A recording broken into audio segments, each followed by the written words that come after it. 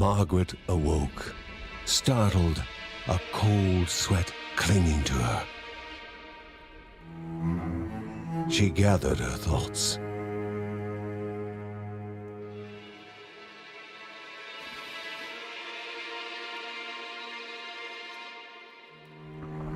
Aged wood creaked, echoing through the quiet rooms.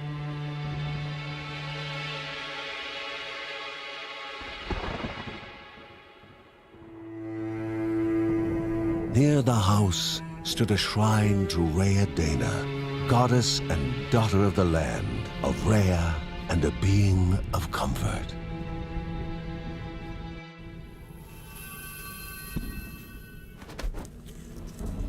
Margaret sought answers. But the goddess did not speak. There was only the faint whisper of something dark, something hungry.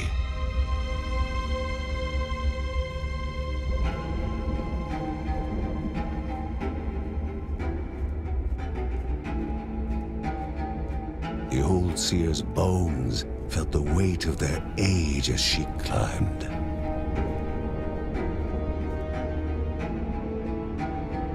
The only thought on her mind, has it begun again?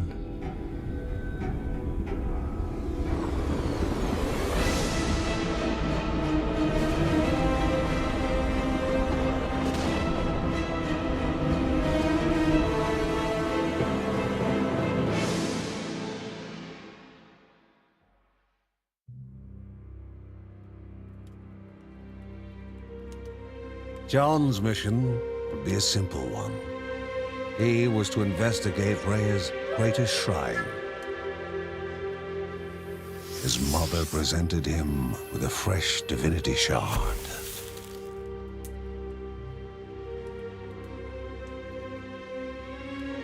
From his brother came a newly sharpened sword.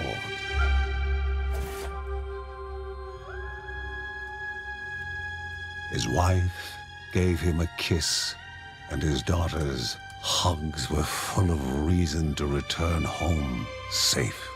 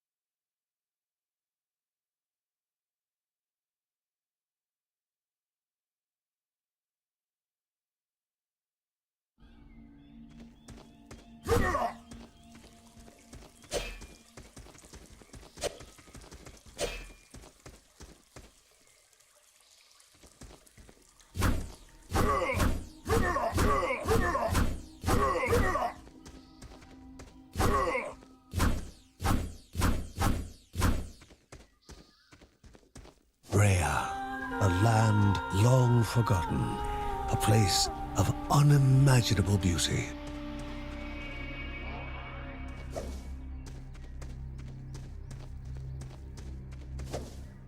It first appeared as sludge given life, slithering creatures, small and vile.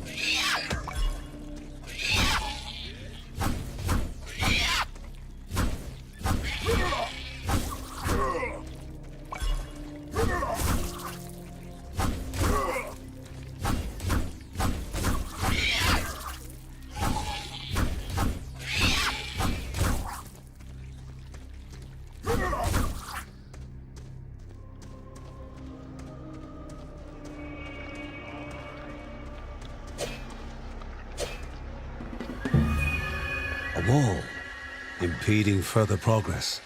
A battle was certain.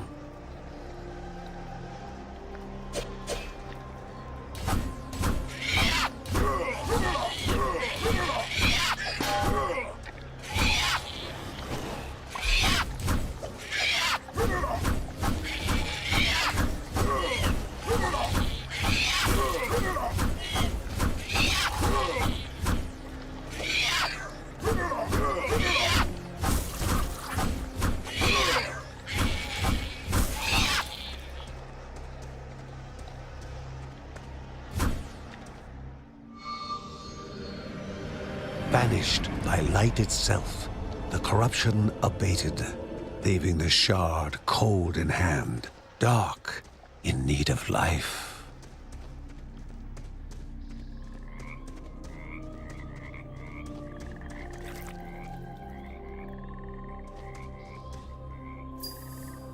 The shard grew warm, humming softly from the harnessed energy.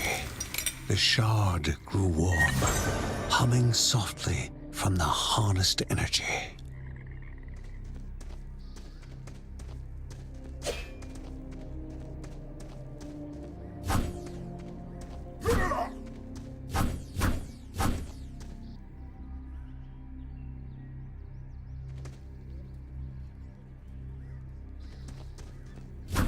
Before him was now one more dangerous than those that came before.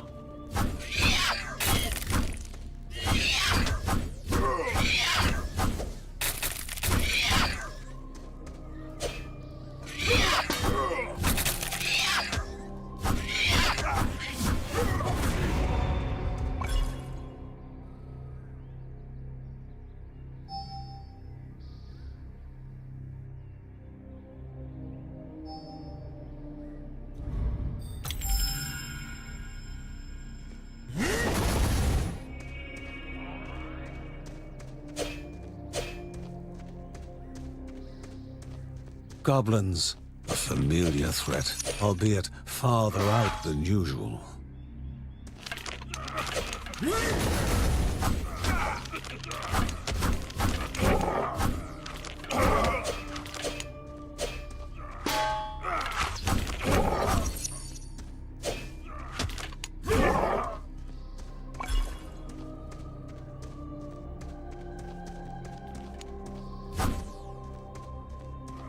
Inherently violent and ill-bathed, goblins were an unfocused but constant threat.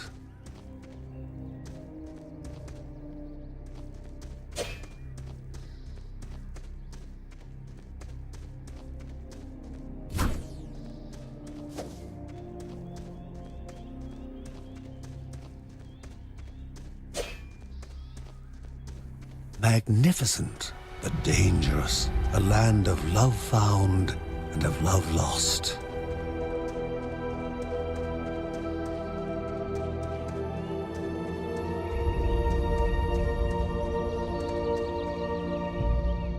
Before him was sacred ground, left untouched in days gone by.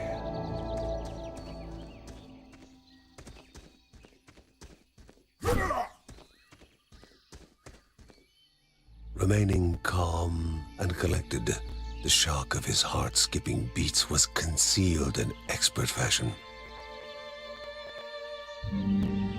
Before him stood Linda, his eldest daughter, with bow and quiver at the ready, determined to do her part.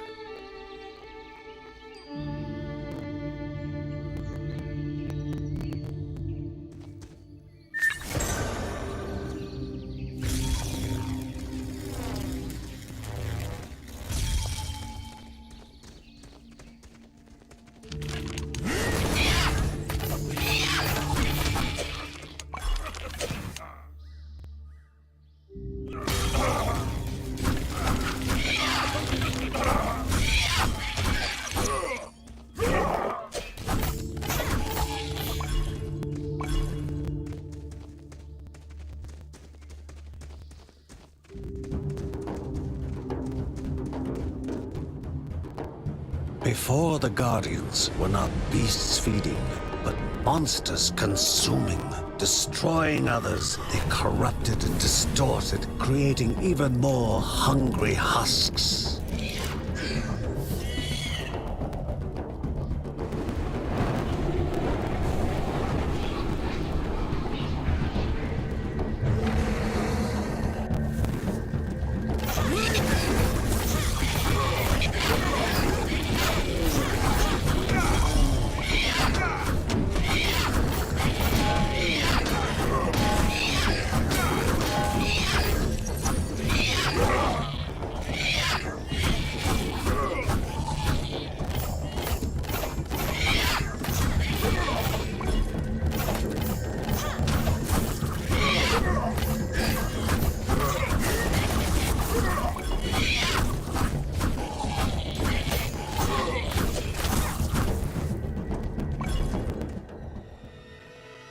Both father and daughter gathered their thoughts, their hearts heavier than before.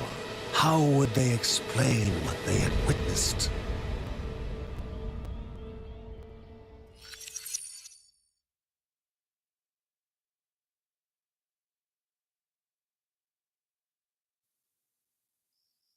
The ancient tree had been cut down.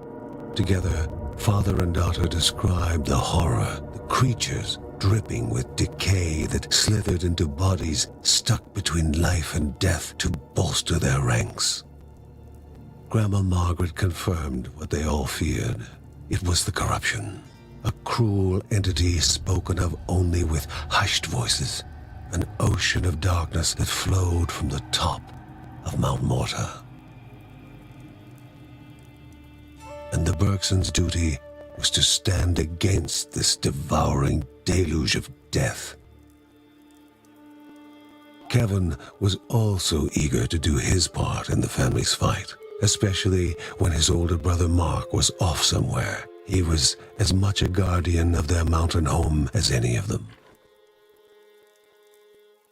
She stood, If they were to reach the summit and destroy this evil, as the Bergsons of old had done in the past, they would need the assistance of the Sanctuary.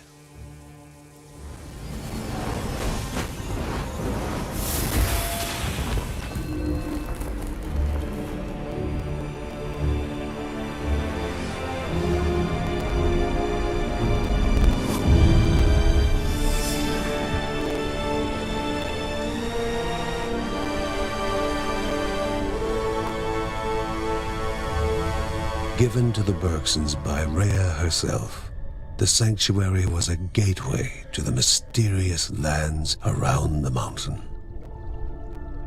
Margaret pointed to the huge crystal at the center of the den, revealing their next task: to activate it and open the way to the source of the corruption. And once Rhea's 3 spirits are gathered on the grounds, the only gate to the top of Mount Morta will open in this chamber. By himself, or with the assistance of those who loved him, John needed to gather the 3 spirits from their lands. Without them, he would not be able to stem the flow of the corruption.